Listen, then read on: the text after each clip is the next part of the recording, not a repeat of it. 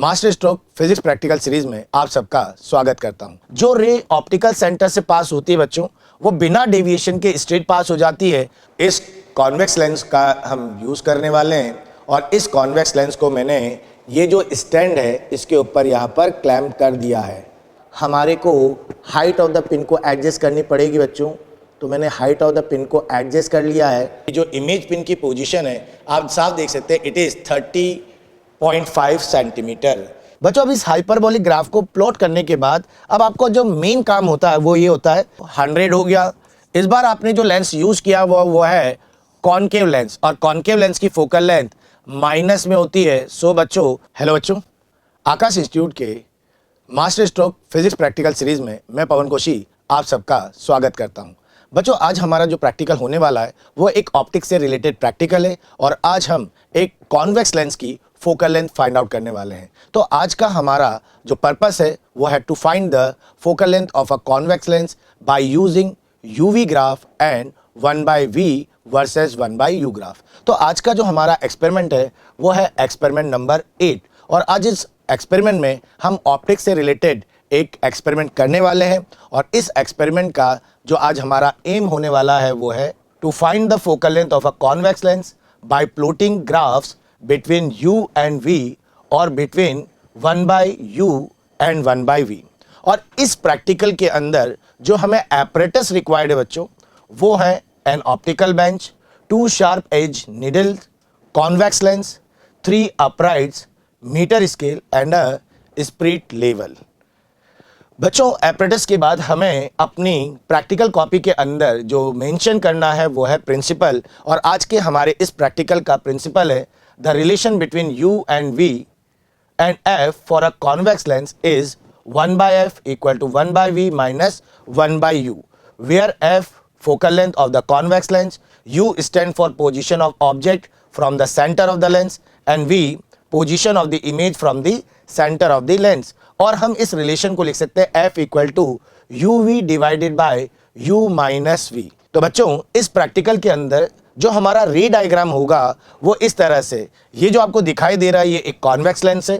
यहाँ पर हमारा ए बी ऑब्जेक्टिव पिन को डिनोट कर रहा है और यहाँ पर ए डैश बी डैश हमारे इस ऑब्जेक्ट की इमेज को रिप्रेजेंट कर रहा है, जिसको कोइंसाइड करते हुए हमने यहाँ पर सी डी एक पिन यहाँ पर आपको शो की है and this represent image pin. बच्चों क्योंकि ये एक रे डायग्राम है तो रे के लिए हमें एरो का यूज करना चाहिए। तो ये जो ऑब्जेक्ट है हमारे पास ए बी, इसके बी पॉइंट से आप देख सकते हैं कि मैंने 2 लाइन ड्रॉ की है, 2 रे ड्रॉ की है। एक बच्चों प्रिंसिपल एक्सिस के पैरेलल है and we know that a ray parallel to principal axis after refraction through the lens passes through the focus, और हमने इस रे को फोकस से पास करते हुए शो किया है बच्चों। And another ray starting from B but passes through the optical centre. जो रे ऑप्टिकल सेंटर से पास होती है बच्चों वो बिना डेविएशन के स्ट्रेट पास हो जाती है। तो ये रे आप देख रहे हैं विदाउट एनी डेविएशन आगे प्रोड्यूस हो गई। ये जो आपकी दोनों रिफ्रैक्टेड रे है इनको हमने बी डैश पर यहाँ इंटरसेक्ट होते हुए शो किया हुआ है। तो प्रॉपर तरीके से डायग्राम बनाइएगा बच्चों, क्योंकि एक्सपेरिमेंट में हमारे प्रैक्टिकल में हमारे रे डायग्राम के भी नंबर होते हैं। तो चलते हैं आगे बढ़ते हैं और आप देख सकते हैं कि अब जब नेक्स्ट पर हम पहुंचते हैं तो we required observation of this experiment. और आपको पता है कि अगर हमें ऑब्जर्वेशन लेने हैं तो हमें कहाँ जाना होगा? ऑब्वियस बच्चों, हमें चलना होगा अपनी प्रैक्टिकल लैब में। तो आइए हम लोग चलते हैं हमारी फिजिक्स प्रैक्टिकल लैब में। हेलो बच्चों, हमारी फिजिक्स प्रैक्टिकल लैब में आप सबका फिर से स्वागत है। आज हमारा जो एक्सपेरिमेंट है वो ऑप्टिक्स से रिलेटेड है। Today we are going to find the focal length of a convex lens। बच्चों इस एक्सपेरिमेंट में हम कॉन्वेक्स लेंस के लिए ऑब्जेक्ट और इमेज के डिफरेंट पेयर्स फाइंड आउट करेंगे और उनके लिए यूवी ग्राफ बनाएंगे और 1/u वर्सेस 1/v ग्राफ बनाकर इन ग्राफ की मदद से हम इस कॉन्वेक्स लेंस की फोकल लेंथ फाइंड आउट करने वाले हैं और इसका वेरिफिकेशन भी हम लोग ग्राफिकली करने वाले हैं। तो चलिए स्टार्ट करते हैं आज हमारे इस एक्सपेरिमेंट के बारे में। तो बच्चों इस एक्सपेरिमेंट में जो एपरेटस है उसके अंदर मेन है ये ऑप्टिकल बेंच। आप देख रहे हैं कि मेरे सामने एक ऑप्टिकल बेंच है जिसमें 2 पैरेलल रॉड रखी हुई है और इसके अंदर यहाँ पर मेरे पास स्क्रू लगा हुआ ये स्टैंड भी है। इसके साथ मेरे पास यहाँ पर एक पिन है। ये जो पिन है ये हमारी ऑब्जेक्ट पिन है। इसके बाद आप देख सकते हैं कि मेरे पास यहाँ पर एक कॉन्वेक्स लेंस है। इस कॉन्वेक्स लेंस का हम यूज़ करने वाले हैं और इस कॉन्वेक्स लेंस को मैंने ये जो स्टैंड है इसके ऊपर यहाँ पर क्लैम्प कर दिया है। और बच्चों इसके अलावा हमारे पास एक और निडल है, ये हमारी ऑब्जेक्ट निडल है। ऑब्जेक्ट और इमेज को आइडेंटिफाई करने के लिए हमने क्या किया है कि जो निडल है इस पर पेपर की एक कैप को हमने यहाँ पर एडजस्ट कर दिया है, क्योंकि हमारे कॉन्वेक्स लेंस में एक रियल ऑब्जेक्ट की हम रियल इमेज बनाएंगे, इसलिए हम ऑब्जेक्ट पिन को फ्रंट में और इमेज पिन को बैक साइड में इस पर रखने वाले हैं। बच्चों ये जो ऑप्टिकल बेंच है इसके ऊपर कैलिब्रेशन है जिस पर मार्किंग की गई है। इन मार्किंग की मदद से हम ऑब्जेक्टिव पिन, लेंस की पोजीशन और इमेज पिन की पोजीशन को आइडेंटिफाई करेंगे, जिससे हमें U और V मिलेगा। लेकिन इन सब के अलावा हमें बहुत इम्पॉर्टेंट है कि पहले एक्सपेरिमेंट को शुरू करने से पहले इसमें पॉसिबल जितनी भी बैलेंसिंग है उनको हम कंप्लीट कर लेते हैं।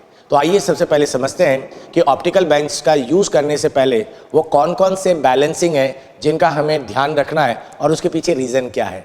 आते हैं पहले बैलेंसिंग के बारे में बात करते हैं। बच्चों इस ऑप्टिकल बेंच में कई सारे अरेंजमेंट है, उनमें सबसे इम्पॉर्टेंट अरेंजमेंट में से एक अरेंजमेंट है इस ऑप्टिकल बेंच को हॉरिजॉन्टल करना। इसके लिए हम लोग एक स्पिरिट लेवल लेते हैं और इन स्क्रूज की मदद से हम स्पिरिट लेवल को देखते हुए इसे हॉरिजॉन्टल करते हैं। इसके पीछे रीज़न क्या है, why we take the bench horizontal. अगर जब हमारी ये ऑप्टिकल बेंच हॉरिजॉन्टल होगी तो हमारी ऑब्जेक्टिव पिन, इमेज पिन और ये लेंस तीनों ही वर्टिकल प्लेन में आ जाएंगे। बच्चों जब ये तीनों वर्टिकल प्लेन में होंगे और हमारा जो लेंस है वो वर्टिकल प्लेन में होगा तो उसका जो ऑप्टिकल एक्सिस है वो भी हॉरिजॉन्टल प्लेन में होगा। अगर हमारी ये बेंच हॉरिजॉन्टल नहीं होगी तो इस लेंस का जो प्रिंसिपल एक्सिस है वो इंक्लाइन फॉर्म में होगा, और जब हमारा प्रिंसिपल इंक्लाइन प्लेन में होगा तो हमारी ऑब्जेक्ट और पिन के बीच में हमेशा वर्टिकल डायरेक्शन में एक गैप मिलेगा। या तो बहुत ज़्यादा ओवरलैप आपको मिलेगा या फिर इनके बीच में हमेशा आपको गैप मिलेगा। इस पहले अरेंजमेंट के बाद हमारा दूसरा अरेंजमेंट ये होता है कि हमारा जो ये लेंस है इसका ऑप्टिकल एक्सिस इस बेंच के पैरेलल रहे और इसके सेंटर से जाए। मीन्स हम इस तरह से अब इसे अरेंज करने वाले हैं कि हमारी ऑब्जेक्टिव पिन, इमेज पिन, जो दोनों पिन हैं उनकी टिप हमारे इस लेंस के ऑप्टिकल एक्सिस पर लाई करें। अगर हमारा ऑप्टिकल एक्सिस अगर इस तरह से डाइवर्ट होगा या उसमें कोई एंगल होगा तो हमारी जो पिन है वो कभी भी ऑप्टिकल एक्सिस पर नहीं होगी और वो कभी भी कोइंसाइड नहीं करेगी। तो इस एक्सपेरिमेंट में हमें कुछ भी कर ले पैरेलैक्स रिमूव नहीं होगा। तो पैरेलैक्स रिमूव करने के लिए आपका जो ऑप्टिकल एक्सिस होना चाहिए वो दोनों इमेज पिन और ऑब्जेक्टिव पिन से पास होना चाहिए। और इसके लिए आप देख सकते हैं कि हमारे लेंस के स्टैंड में इसको घुमाने की एक फैसिलिटी है। तो हम क्या करते हैं, इस लेंस को तब तक रोटेट करते हैं जब तक हमारी इमेज पिन और ऑब्जेक्टिव पिन हमारे लेंस के बिल्कुल सेंटर पर आ जाए। अगर बच्चों ओवरलैप हो रहा है, चल रहा है, अगर थोड़ा सा गैप है तो भी चलेगा, लेकिन अगर पोजीशन ऐसे वाइड है तो इसका मतलब है कि हमारा लेंस का जो प्रिंसिपल एक्सिस है किसी एंगल पर वो इंक्लाइंड है। तो उस केस में क्या होगा कि जब भी हम लेफ्ट राइट से पैरेलैक्स देखेंगे हमारी ऑब्जेक्ट और इमेज पिन एक दूसरे से अवे दिखाई देगी और पैरेलैक्स रिमूव नहीं होगा। तो हम क्या करते हैं, सबसे पहले ये देखते हैं कि क्या हमारे लेंस का जो प्रिंसिपल एक्सिस है वो दोनों पिन से जा रहा है या नहीं। तो हम क्या करते हैं, इनको अरेंज करते हैं और इमेज पिन से होते हुए हम यहाँ पर ऑब्जेक्ट पिन को देख रहे हैं। बच्चों ये दोनों हम देख पा रहे हैं कि ये बिल्कुल एक दूसरे से वैसे दूर तो है लेकिन ये दोनों सेंटर पर है। जब आप इन्हें सेंटर पर देखते हैं तो ये सेंटर, अगर आपको कोई डाउट हो तो आप लेंस को थोड़ा बहुत घुमा सकते हैं। जैसे देखिए मैं यहाँ पर लेंस को हल्का सा टर्न कर रहा हूँ, इससे क्या होगा कि मेरा जो प्रिंसिपल एक्सिस है वो आ रहा है सेंटर की तरफ। तो आप देख सकते हैं कि मेरी जो इमेज पिन है और ऑब्जेक्ट पिन है वो लेंस के सेंटर में है। अगर फिर भी अगर हमारे को डाउट है कि एग्जैक्ट सेंटर पर नहीं है तो आप देख सकते हैं कि मेरी ऑब्जेक्ट पिन में एक स्क्रू है जिसको मैं आगे पीछे खिसकाकर इसको बीच में लेकर आता हूँ। बच्चों आप देख रहे हैं कि आइस को लेफ्ट साइड और राइट साइड करने पर हमारा जो ये इमेज है वो केवल वन साइड ही है। इसका मतलब है कि हमारे लेंस में एक पैरेलक्स आ रहा है तो पहले हम इसके ऑप्टिकल एक्सिस को एडजस्ट करते हैं। तो इसके लिए हमें क्या करना होगा, इस लेंस को टर्न करना होगा। अब आप देख सकते हैं कि मेरे ऑब्जेक्ट और इमेज जो है वो एक ही लाइन के अंदर आ गई। मीन्स लेंस का जो ऑप्टिकल एक्सिस है वो अब मेरे ऑब्जेक्ट और इमेज की पिन से जा रहा है। लेकिन अब मैं लेफ़्ट और राइट से देख रहा हूँ तो जो इमेज है वो ऑब्जेक्ट के एक बार लेफ़्ट साइड में और एक बार राइट साइड में जा रही है। इसका मतलब है कि हमारे इसके अंदर पैरेलक्स इसलिए है because the position of object and its image is not properly coincide. तो अब हम क्या करेंगे कि जो हमारी इमेज पिन है उसको हम आगे पीछे एडजस्ट करेंगे so that the parallax will remove. आप देख सकते हैं कि मैंने बहुत अच्छी तरह से ये अरेंजमेंट कर लिया है। और आप अगर लेफ़्ट साइड में या राइट साइड में अपनी आइज़ को डिस्प्लेस करते हैं तो you can find that there is a small parallax. तो इस स्मॉल पैरेलक्स के लिए हम क्या करते हैं कि जो हमारी ऑब्जेक्ट नीडल है उसमें जो एडजस्टमेंट है उसके थ्रू हम उसको बीच में लाने की कोशिश करते हैं। और अब आप लेफ़्ट साइड और राइट साइड में देख भी सकते हैं कि पैरेलक्स ऑलमोस्ट रिमूव हो गया है, फिर भी थोड़ा सा पैरेलक्स है। तो मैं इस इमेज पिन को हल्का सा लेंस की तरफ लेकर जा रहा हूँ तो जो भी पैरेलक्स है आप देख पा रहे हैं वो और कम होता जा रहा है। Now you can see that as I move my eyes left side and right side, the object and image both are coincide and move together, means अब पैरेलक्स पूरी तरह से रिमूव हो चुका है। बच्चों आप देख सकते हैं कि हमारा पैरेलक्स रिमूव हो गया है। तो ये हो गया हमारे पहले ऑब्जर्वेशन, और इस ऑब्जर्वेशन के कॉरेस्पॉन्डिंग हमारे ऑब्जेक्ट पिन की जो लेंथ आ रही है वो आ रही है 76.1 सेंटीमीटर। तो हम हमारी ऑब्जर्वेशन टेबल में ऑब्जेक्ट पिन की पोजीशन 76.1 सेंटीमीटर ले रहे हैं। यहाँ पर अब आप देखिए लेंस की पोजीशन ऑफ द लेंस। तो आप देखिए यहाँ पर मार्क है 45, ये 46, 47, 48, 49। लेकिन हमारे लेंस के लिए जो पोजीशन है वो आप क्लियर देख पा रहे हैं कि इट इज़ 49.5 सेंटीमीटर। तो हम हमारी ऑब्जर्वेशन टेबल में पोजीशन ऑफ लेंस की जगह पर लिख देते हैं 49.5 सेंटीमीटर। अब हम इसी ऑप्टिकल बेंच में position of the image pin देखते हैं। बच्चों आप देख पा रहे हैं कि हमारे पास ये है 30 और ये 31। इस लाइन को थोड़ा सा हम एक्सटेंड करके देखें तो आप पाएंगे कि हमारी जो इमेज पिन है वो एग्जैक्ट 31 सेंटीमीटर पर पोजीशन है। तो हम यहाँ पर अपनी कॉपी में इमेज ऑफ द पोजीशन को लिख देते हैं 31 सेंटीमीटर। तो ये हो गया हमारा पहला सेट। अब हम इसी तरह से दूसरे सेट के लिए रीडिंग लेना शुरू करते हैं। तो बच्चों अब सेकंड रीडिंग के लिए हम लेंस को क्या करते हैं 50 सेंटीमीटर के मार्क पर एडजस्ट कर लेते हैं और ऑब्जेक्ट को हम 70 सेंटीमीटर के मार्क पर एडजस्ट करके छोड़ देते हैं। तो ये मैंने यहाँ पर इसको फिक्स कर दिया है। तो मेरे लेंस की पोजीशन भी फिक्स हो गई है। बच्चों अब हम रीडिंग लेना शुरू करते हैं और रीडिंग के लिए मैंने लेंस को 50 सेंटीमीटर के मार्क पर एडजस्ट किया हुआ है और मेरी जो ऑब्जेक्ट पिन है उसे मैंने 70 सेंटीमीटर के मार्क पर एडजस्ट किया हुआ है। तो चलते हैं पैरेलक्स रिमूव करते हैं और हमारी ऑब्जेक्ट पिन को यहाँ पर फिक्स रखते हुए केवल इमेज पिन को ही हम डिस्टर्ब करेंगे। तो अब आप देख सकते हैं कि थोड़ा बहुत मैं लेफ़्ट राइट कर रहा हूँ तो पैरेलक्स है। मैं अब यहाँ पर मेरी जो इमेज पिन है मैं उसको थोड़ा सा दूर लेकर जा रहा हूँ और आप देख पा रहे हैं कि पैरेलक्स धीरे धीरे रिमूव हो रहा है। लेफ़्ट और राइट से देखने पर गैप बहुत कम हो रहा है। बच्चों थोड़ा सा दूर से देखते हैं। ओके आप देख सकते हो कि पैरेलक्स ऑलमोस्ट रिमूव हो चुका है। थोड़ा सा हमारे को हाइट ऑफ द पिन को एडजस्ट करनी पड़ेगी बच्चों। तो मैंने हाइट ऑफ द पिन को एडजस्ट कर लिया है। तो आप देख सकते हैं कि अभी बहुत मामूली सा पैरेलक्स है। तो इस पैरेलक्स के लिए मैं पिन को थोड़ा दूर लेकर जा रहा हूँ। Very nice. लेफ्ट राइट से मैं देख रहा हूँ बिल्कुल बच्चों पैरेलक्स नहीं है। तो now this adjustment is completed and we are ready to take the reading.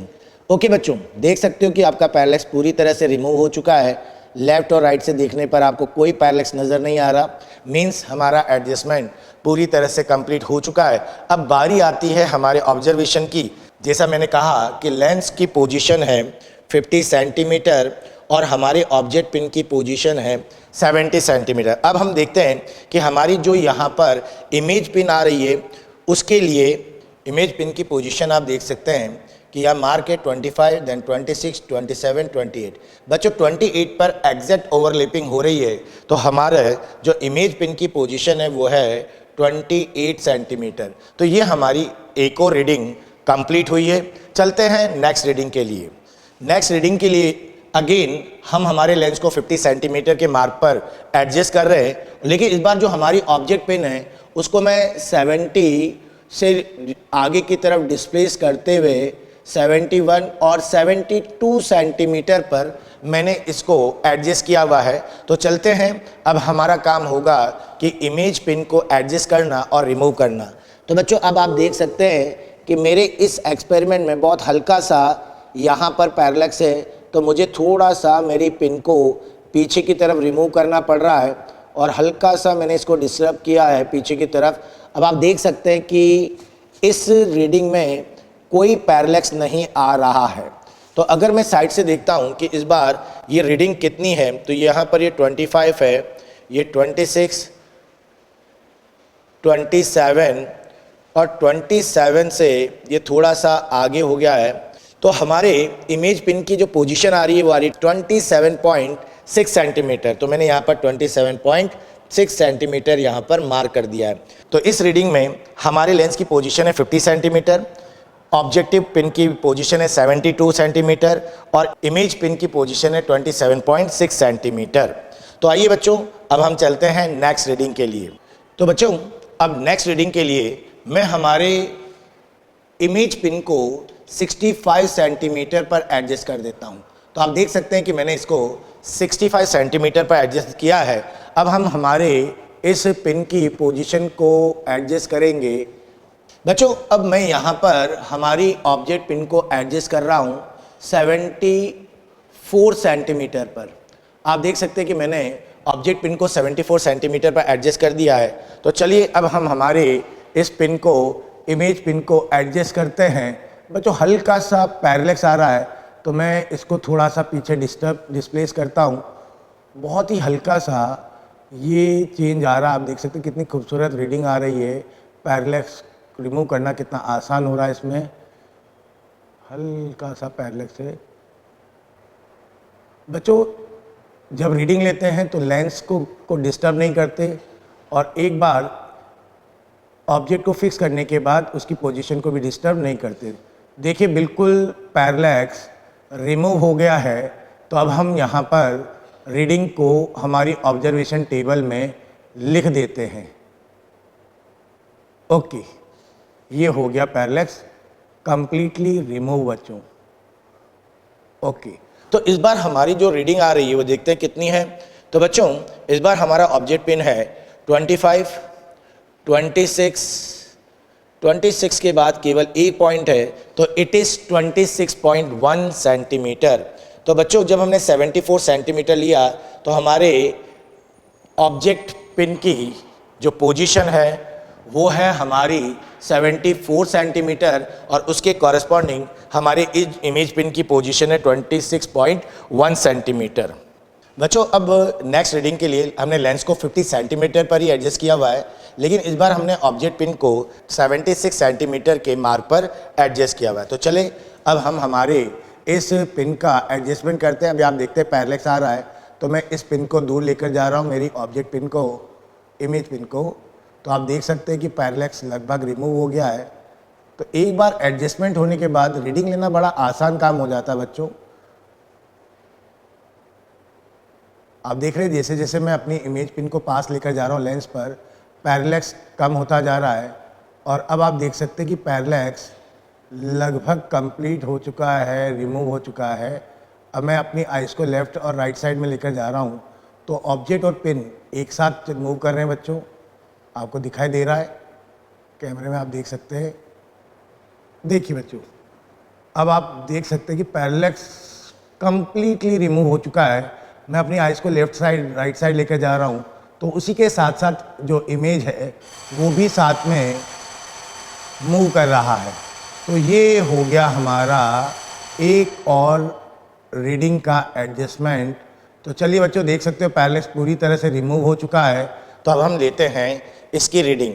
तो इस बार हमारे पास जो हमारे पिन की पोजीशन आ रही है वो आ रही है 25, 26, 27, 28 और बच्चों 28 के बाद ये आ रहे हैं आपके 8 पॉइंट, है ना। तो ये हो गया 28.8 सेंटीमीटर। तो 76 सेंटीमीटर के लिए 28.6 सेंटीमीटर आपकी रीडिंग आ रही है। बच्चों अब नेक्स्ट रीडिंग के लिए मैंने अपने ऑब्जेक्टिव पिन को 78 सेंटीमीटर पर एडजस्ट किया हुआ है और मैंने लेंस को अभी भी 50 सेंटीमीटर के मार्क पर ही फिक्स किया हुआ है। तो चलिए अब एरर इसमें पैरेलैक्स रिमूव करते देख रहे हो आप, पैरेलैक्स आ रहा है।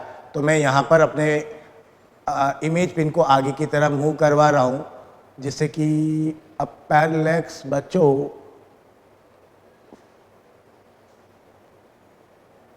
अब आप देख सकते हैं कि एडजस्टमेंट बिल्कुल सही है, पैरेलैक्स कंप्लीटली रिमूव हो चुका है बच्चों। दिखाई दे रहा है आपको? ये देखिए पैरेलैक्स पूरी तरह से रिमूव है। मैं आइस को लेफ्ट और राइट साइड कर रहा हूँ, कोई पैरेलैक्स मुझे नज़र नहीं आ रहा है। इसका मतलब है कि यही मेरी रीडिंग है बच्चों। तो देख सकते हैं आप लोग, बिल्कुल लेफ्ट और राइट साइड में मैं आइस को ले रहा हूँ, लेकिन दोनों पिन एक साथ मूव कर रही है। तो means there is no parallax in this experiment. तो चलिए अब देखते हैं कि जो इमेज पिन की पोजीशन है, आप साफ देख सकते हैं इट इज़ 30.5 सेंटीमीटर। तो 30.5 सेंटीमीटर। अब बच्चों हम लोग लेते हैं इस एक्सपेरिमेंट की लास्ट रीडिंग। उसके लिए हम हमारी ऑब्जेक्ट पिन को 80 सेंटीमीटर मार्क पर एडजस्ट कर रहे हैं। ये देख सकते हैं आप लोग, ये 80 सेंटीमीटर के मार्क पर मैंने एडजस्ट कर दिया है और इसके कॉरेस्पॉन्डिंग लेंस अभी भी 50 सेंटीमीटर पर है। तो चलिए इस लास्ट रीडिंग का पैरेलैक्स रिमूव करते हैं।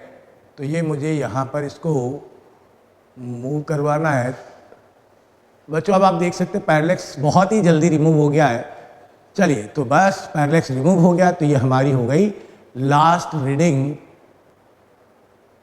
बहुत ही पेशेंसली हमने ये रीडिंग्स ली हैं। चलिए तो अब आप देखते हैं कि जो रीडिंग आ रही है इसमें 31, 32 बच्चों 32.4 सेंटीमीटर हमारी ये रीडिंग है। तो हम ऑब्जर्वेशन टेबल में इसके कॉरेस्पॉन्डिंग लिख देते हैं 32.4 सेंटीमीटर।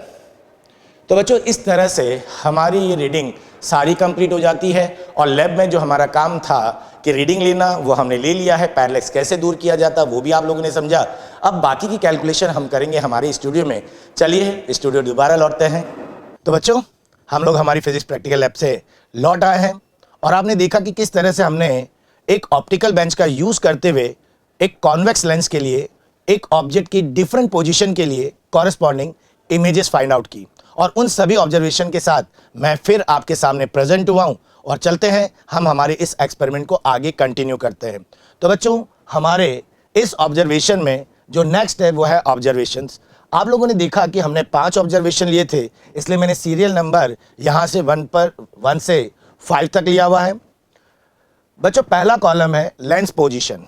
अगर आप लोगों ने ध्यान दिया हो प्रैक्टिकल में, हमने लेंस की पोजीशन को फिक्स रखा था 50 सेंटीमीटर पर। तो हमारे ये जो 5 ऑब्जर्वेशन है इसमें हम लेंस की पोजीशन को 50 सेंटीमीटर पर मार्क कर देते हैं। 50 centimetre, 50 centimetre, 50 centimetre, 50 centimetre and 50 centimetre. तो ये बच्चों हमारे कॉन्वेक्स लेंस की पोजीशन थी जो हमने एक्सपेरिमेंट के दौरान इन्हें फिक्स रखा। नेक्स्ट है बच्चों ऑब्जेक्ट पिन। हमने ऑब्जेक्ट पिन को ऑप्टिकल बेंच पर अलग अलग पोजीशन पर रखा था और बच्चों वो जो हमारे पास 5 डिफरेंट पोजीशंस है उनमें हमारी पहली पोजीशन थी वो थी 72 सेंटीमीटर, देन बच्चों 74 centimetre, next 76 centimetre, next 78 and then last 80 centimetre. ये हमारे ऑब्जेक्ट पिन की हमने पोजीशन ली थी। तो बच्चों इन ऑब्जेक्ट पिन की पोजीशन के कॉरेस्पॉन्डिंग जो हमें इमेज की पिन्स की पोजीशन मिली है उसमें हमारे को पहली पोजीशन मिली थी 24.6 centimetre, next 26.1 centimetre, next 28.6 centimetre, next 30.6 32.5 centimetre and last 32.4 centimetre. ये हमारे इमेज पिन की पोजीशन है बच्चों। लेकिन हमें अब निकालना है u और v, and u is the position of the object pin from the lens. अब लेंस और ऑब्जेक्ट के बीच का जो डिफरेंस है पहले ऑब्जर्वेशन में वो आप देख सकते हैं, इट इज 22 सेंटीमीटर। बच्चों नेक्स्ट ऑब्जर्वेशन में ये है 24 सेंटीमीटर, थर्ड ऑब्जर्वेशन में 26, नेक्स्ट 28 एंड 30 सेंटीमीटर। तो हमारे लिए u की जो 5 वैल्यू मिली है 22 सेंटीमीटर, 24, 26, 27 एंड 30 सेंटीमीटर। और बच्चों इसी तरह से हमारे इमेज पिन की जो लेंस से डिस्टेंस है that is denoted by v, तो उनकी वैल्यू क्या होती है, तो हम लोग क्या करेंगे, इमेज पिन की पोजीशन को लेंस की पोजीशन से माइनस करेंगे। तो चलिए माइनस करते हैं। तो हमारे को पहली वैल्यू मिलती है 25.4 सेंटीमीटर, नेक्स्ट मिलती है बच्चों 23.9 centimetre, next 21.4 centimetre, next 19.5 centimetre, next 17.6 centimetre. बच्चों ये जो आप देख रहे हैं कि मैं डिफरेंस को डायरेक्ट लिख रहा हूं, ये सारी कैलकुलेशन का पार्ट है और ये कैलकुलेशन हम आपको शो भी करेंगे कि किस तरह से हमें ये डिस्टेंस मिले हैं। तो बच्चों ये u और v की वैल्यू निकालने के बाद अब हमारे को रिक्वायर्ड है अगले कॉलम की 1/u एंड 1/v की वैल्यू। तो यहाँ पर आपको u की डिफरेंट वैल्यूज का रेसिप्रोकल लेना है। तो जब हम पहली रीडिंग का रेसिप्रोकल लेते हैं तो उसके कॉरेस्पॉन्डिंग हमें वैल्यू मिलती है 0.045 पर सेंटीमीटर, नेक्स्ट मिलती है 0.041 पर सेंटीमीटर, नेक्स्ट मिलती है 0.038 पर सेंटीमीटर, 0.035 पर सेंटीमीटर एंड लास्ट 0.033 पर सेंटीमीटर। ये हो गई बच्चों हमारे 1/u की वैल्यू। और इसी तरह से हम 1/v निकालेंगे, जो हमने यहाँ पर v मेज़र किया है, इसका रेसिप्रोकल लेंगे, इसका इन्वर्स लेंगे और बच्चों इसकी कॉरेस्पॉन्डिंग वैल्यू आती है, पहले ऑब्जर्वेशन की वैल्यू आती है 0.039 पर सेंटीमीटर, 0.042 पर सेंटीमीटर, 0.047 पर सेंटीमीटर, 0.051 पर सेंटीमीटर एंड 0.057 पर सेंटीमीटर। अब बच्चों हम कैलकुलेशन में फोकल लेंथ निकालेंगे और वो कैलकुलेशन हम आपको रिप्रेजेंट करने वाले हैं, आपको दिखाएंगे कि कैलकुलेशन हम प्रैक्टिकल कॉपी में किस तरह से लिखेंगे। तो वो जो कैलकुलेशन हमने ऑलरेडी कर लिया है, तो उस कैलकुलेशन के बिहाफ पर मैं इस ऑब्जर्वेशन को कंप्लीट करने जा रहा हूं बच्चों। पहला जो मेरा कैलकुलेशन है उससे मेरा रिजल्ट आ रहा है 11.79 सेंटीमीटर, नेक्स्ट आ रहा है बच्चों 11.97 centimetre, 11.7 centimetre, 11.5 centimetre and 11.09 centimetre. तो ये मेरे कैलकुलेशन से मिलने वाली फोकल लेंथ की डिफरेंट वैल्यूज़ है और मैंने वो सारी ऑब्जर्वेशन वैल्यू को लेकर इस ऑब्जर्वेशन टेबल को बहुत सावधानी से कंप्लीट किया है। क्योंकि मैं हर प्रैक्टिकल में आपसे कहता हुआ आ रहा हूँ बच्चों, जब आप ऑब्जर्वेशन टेबल को फिल करें, ध्यान रखें किसी भी ऑब्जर्वेशन में आपको ओवरराइट या कटिंग ना करना पड़े, अदरवाइज आपके नंबर कट सकते हैं। तो सावधानी से अपनी ऑब्जर्वेशन टेबल में डेटा को फिल करें, कोई कटिंग नहीं होनी चाहिए। तो बच्चों इसके बाद हमारा जो पोर्शन आता है वो है कैलकुलेशन। आपने देखा कि हमने 5 ऑब्जर्वेशन लिए थे, तो पहले इन 5 ऑब्जर्वेशन की हम कैलकुलेशन करते हैं। तो आइए कैलकुलेशन कैसे करना है वो हम लोग देखते हैं। तो हमारी पहली कैलकुलेशन है फ्रॉम फॉर्मूला, और जो फॉर्मूला हम यहाँ यूज करने वाले हैं वो F = UV divided by U - V है। तो बच्चों हमारे इस कैलकुलेशन में जो हमारा पहला ऑब्जर्वेशन है उसमें आप देख सकते हैं कि हमारे पास जो U की वैल्यू है वो वैल्यू है -22 सेंटीमीटर और इसके कॉरेस्पॉन्डिंग जो हमें V मिला है उसकी वैल्यू है 25.4 सेंटीमीटर। तो अब हम फॉर्मूला यूज़ करेंगे, तो फॉर्मूला है UV divided by U - V। यहाँ बच्चों U की वैल्यू नेगेटिव है क्योंकि हमारी ऑब्जेक्ट रियल है, और V की वैल्यू प्लस में है क्योंकि वो भी रियल है। बच्चों क्योंकि U नेगेटिव है और V पॉजिटिव है तो दोनों में से माइनस कॉमन आ जाएगा, 22 प्लस 27.4। बच्चों माइनस से माइनस कट जाएगा तो आपको ये वैल्यू मिलेगी 22 इंटू 25.4 डिवाइडेड बाय 47.4। और अगर आप इसको डिवाइड करते हैं तो आपको रिजल्ट मिलता है 11.79 सेंटीमीटर। तो ये हमारे पहले ऑब्जर्वेशन से इस कॉन्वेक्स लेंस की फोकल लेंथ हमें मिली। इसी तरह से बच्चों सेकंड ऑब्जर्वेशन के लिए u का वैल्यू है -24 सेंटीमीटर और इसके कॉरेस्पॉन्डिंग जो हमें v मिला है उसकी वैल्यू है 23.9 सेंटीमीटर। अब हम फॉर्मूले से कैलकुलेशन करते हैं तो F equal to u v divided by u minus v, तो -24 इंटू 23.9 डिवाइडेड बाई -24 प्लस 23.9। तो बच्चों ये रीडिंग आ गई हमारे पास -24 इंटू 23.9 डिवाइडेड बाय 47.9। बच्चों इसको सिंप्लीफाई करते हैं तो हमें इसकी वैल्यू मिलती है 11.97 सेंटीमीटर। तो ये हमारे सेकेंड ऑब्जर्वेशन के कॉरेस्पॉन्डिंग कैलकुलेशन हुई। इसी तरह से थर्ड की कैलकुलेशन करते बच्चों। थर्ड ऑब्जर्वेशन में u का वैल्यू है -26 सेंटीमीटर और उसके कॉरेस्पॉन्डिंग जो हमने v मिला है उसकी वैल्यू है 21.4 सेंटीमीटर। फॉर्मूला यूज करते हैं F equal to u v divided by u minus v. बच्चों -26 into 21.4 divided by minus bracket 26 plus 21.4 equal to -26 into 21.4 divided by 47.4। बच्चों इसको अगर हम सॉल्व करते हैं तो इसके कॉरेस्पॉन्डिंग हमारी रीडिंग आती है 11.7 सेंटीमीटर। तो आपने देखा कि हमने पहले 3 ऑब्जर्वेशन की कैलकुलेशन कर ली है। अब बाकी बचे 2 ऑब्जर्वेशन की कैलकुलेशन भी हम कंटिन्यू करते हैं। तो बच्चों फोर्थ ऑब्जर्वेशन में हमारे पास u की वैल्यू है -28 सेंटीमीटर और बच्चों इसके कॉरेस्पॉन्डिंग हमें जो v मिला है उसकी वैल्यू है 19.5 सेंटीमीटर। अब फॉर्मूला यूज करते हैं F equal to u v divided by u minus v, -28 into 19.5 divided by minus common ले लेते हैं 28 plus 19.5 equal to -28 into 19.5 divided by -47.5। बच्चों इसको भी हम सिंप्लीफाई करते हैं तो इसके लिए हमारे को वैल्यू मिलती है 11.5 सेंटीमीटर।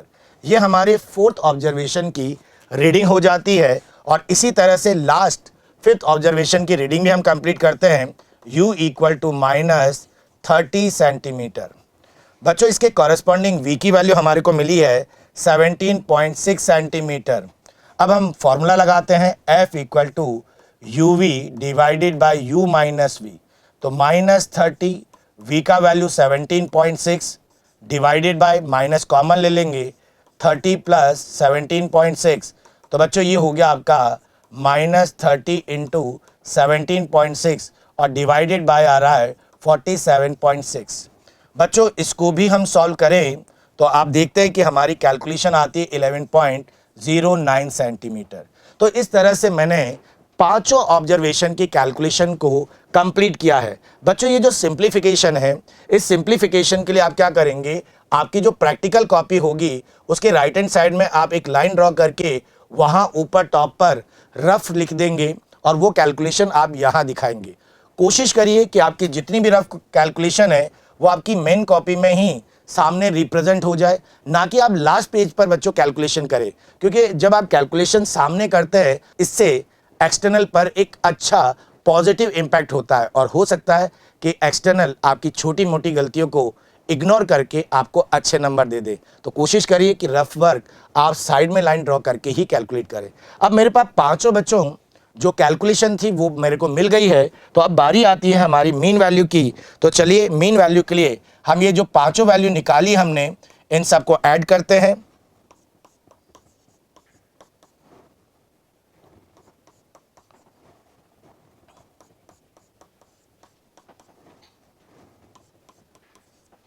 Divided by 5। तो इन पांचों रीडिंग को जब हम ऐड करते हैं तो हमें मिलता है 57.96 डिवाइडेड बाय 5, और इसको अब हम सिंप्लीफाई कर दें तो ये मिलता है 11.6 सेंटीमीटर के अप्रॉक्स। तो लीजिए बच्चों, तो ये हमारे पास हमारे पहले ऑब्जर्वेशन या ये कहें पहली कैलकुलेशन से हमारे को कॉन्वेक्स लेंस की फोकल लेंथ मिली है 11.6 सेंटीमीटर। अब बच्चों हमारी कैलकुलेशन होगी वो है ग्राफ से। बच्चों ये हो गई हमारी कैलकुलेशन फ्रॉम द फॉर्मूला। अब हमारे को इसी एक्सपेरिमेंट में दो कैलकुलेशन और करनी है और वो दोनों कैलकुलेशन हमारी होगी ग्राफ से। तो चलिए हम ग्राफ से कैलकुलेशन करना देखते हैं कि ग्राफ से कैलकुलेशन कैसे होता है।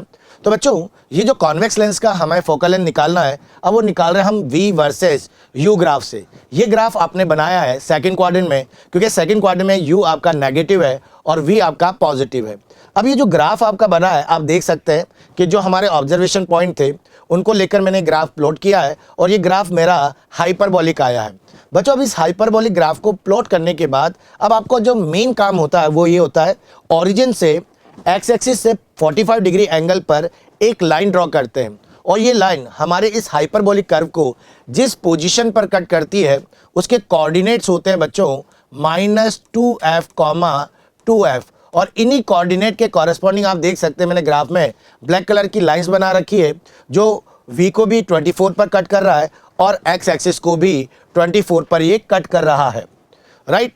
तो बच्चों अब हमें कैलकुलेशन करनी है इसकी। तो देखिए अब यहाँ पर हमारे पास दो एक्सिस है, एक है वाई एक्सिस और एक एक्स एक्सिस। तो focal length bye UV graph, तो हमें दो कैलकुलेशन करनी है। पहले फ्रॉम वाई एक्सिस, तो अगर हम वाई एक्सिस से कंपेयर करें तो हमारा 2f जो कि 24 सेंटीमीटर आ रहा है, तो f की वैल्यू हो गई बच्चा 24 centimetre divided by 2, it give us 12 centimetre. और अब हम लेंगे फ्रॉम x एक्सिस।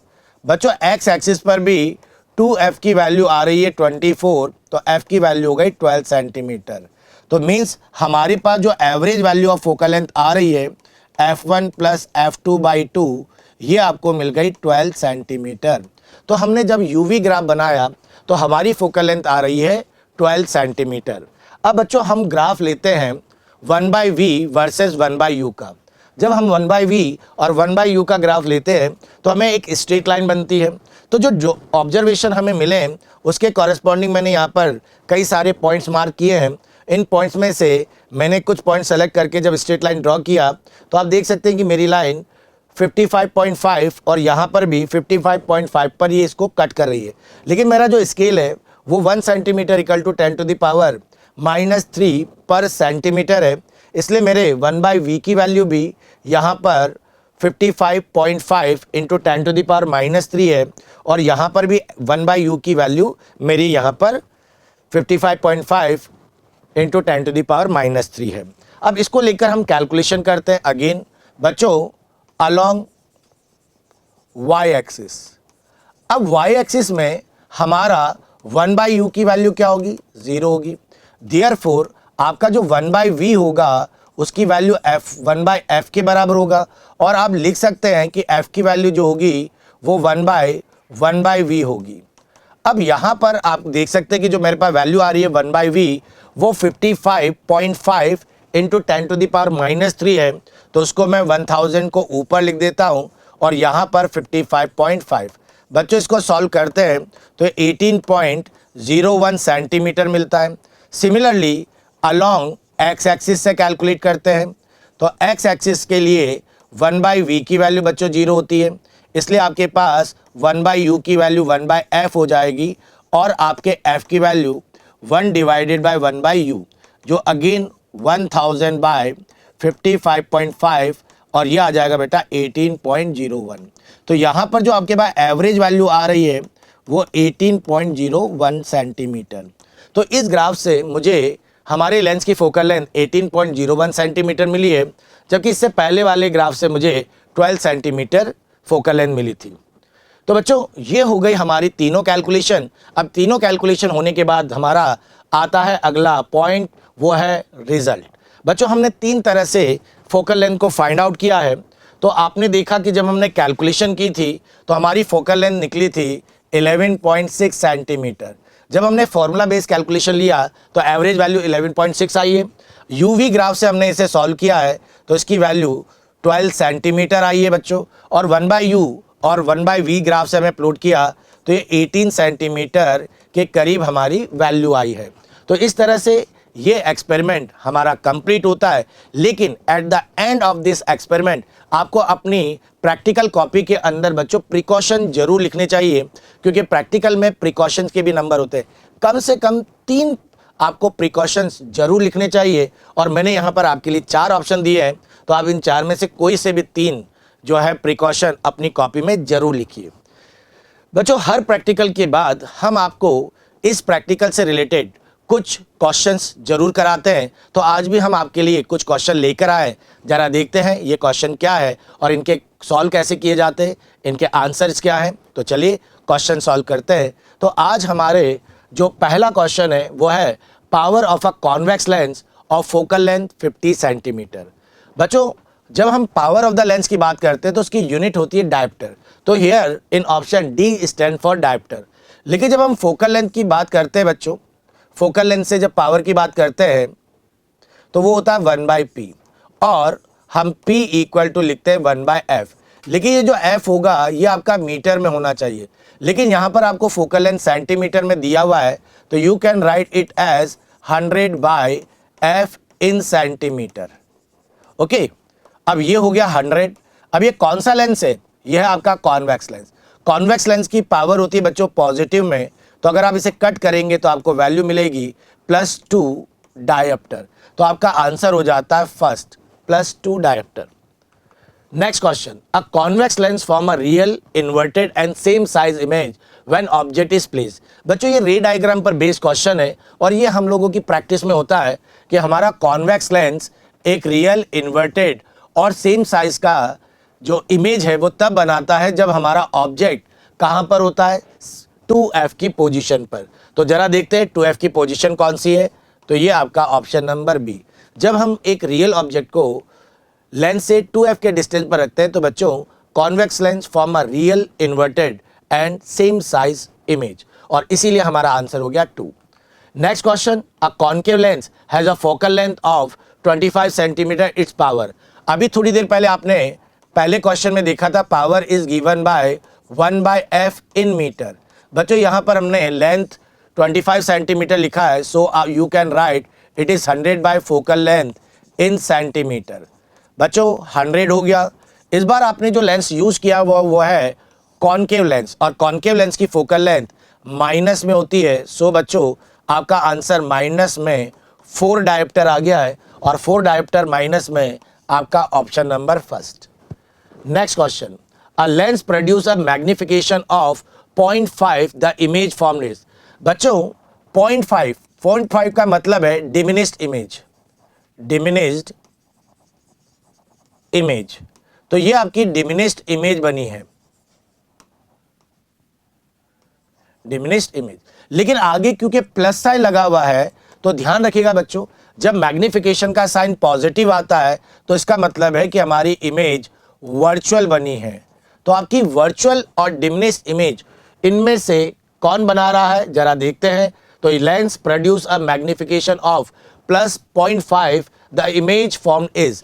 बच्चों जैसा कि आपको साइन से पता चल रहा है कि इमेज वर्चुअल है, तो रियल वाले ऑप्शन आप कट कर दीजिए, और यहाँ पर 0.5 है यानी डिमिनिश्ड है, तो डिमिनिश्ड है और वर्चुअल है, तो वर्चुअल इमेज हमारी कैसे बनेगी बच्चों? वर्चुअल इमेज बनेगी, एक तो वर्चुअल बनी है, अपराइट बनेगी और साथ में डिमिनिश्ड भी बनेगी। हम अपराइट की जगह पर ज़्यादातर साइंटिफिकली इरेक्ट पोजीशन बोल देते हैं, तो इससे हमारा आंसर हो जाता है बी वाला करेक्ट। अगला क्वेश्चन है, for a diverging lens, diverging lens. बच्चों जनरली हमारा जो डाइवर्जिंग लेंस होता है वो कौन सा लेंस होता है? Concave lens. लेकिन आपको ये ध्यान रखना है कि जनरली हम कॉनकेव लेंस को ही डाइवर्जिंग बोलते हैं, लेकिन अगर इसको हम किसी और मीडियम में रखें तो इट में चेंज इट्स नेचर। चलिए आगे पढ़ते हैं। The nature of the image form is always. बच्चों जब हम आपसे जनरल क्वेश्चन पूछते हैं तो ये इसका मतलब है फॉर अ रियल ऑब्जेक्ट। तो हमारा जो कॉनकेव लेंस है वो हमारे रियल ऑब्जेक्ट की ऑलवेज एक वर्चुअल, इरेक्ट और डिमिनिश्ड इमेज बनाता है। तो चलिए देखते हैं कि कौन सा आंसर होगा।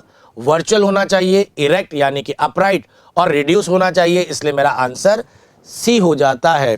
तो बच्चों इस तरह से ये एक्सपेरिमेंट हमारा पूरी तरह से कंप्लीट होता है। एक लंबा प्रैक्टिकल रहा क्योंकि इसमें कैलकुलेशन है, दो ग्राफ है। उम्मीद करते हैं कि आपको ये एक्सपेरिमेंट पूरी अच्छी तरह से समझ में आ गया होगा। तो बच्चों इसी तरह से आप हमारे साथ जुड़े रहिएगा, हमें लाइक और सब्सक्राइब करना ना भूलें। Thank you.